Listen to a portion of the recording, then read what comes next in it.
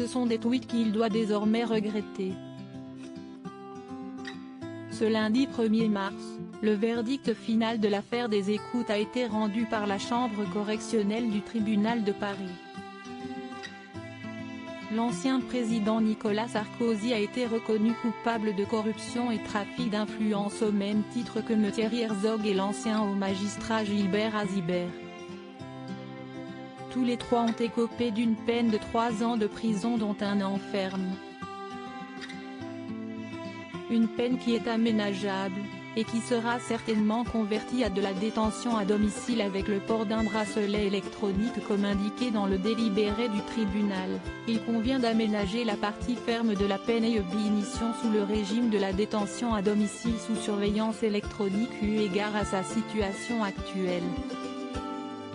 De quoi faire les bons comptes du mari de Nicolas Sarkozy, lui qui n'a pas toujours été favorable à l'aménagement des peines.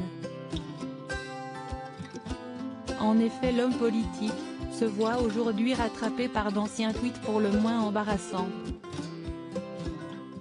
Comme relevé dans l'émission quotidienne de ce lundi 1er mars, Nicolas Sarkozy s'était prononcé en 2012 et en 2015, dans une série de tweets contre l'aménagement des peines supérieures à 6 mois, « Je souhaite qu'il n'y ait pas de mesure d'aménagement de peine pour les peines supérieures à 6 mois » écrivait-il, ou encore « Il faut que les peines soient exécutées.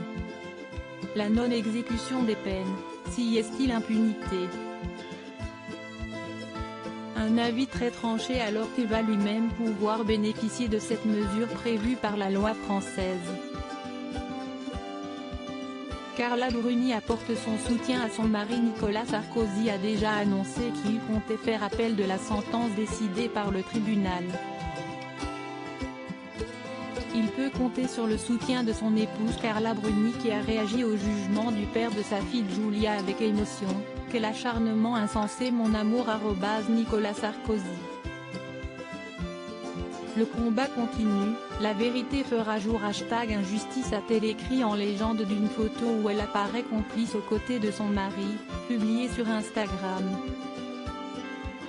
L'ancien chef de l'État va encore avoir besoin de soutien puisqu'il a encore rendez-vous avec la justice le 17 mars prochain, cette fois-ci dans le cadre du procès de l'affaire Big Malion.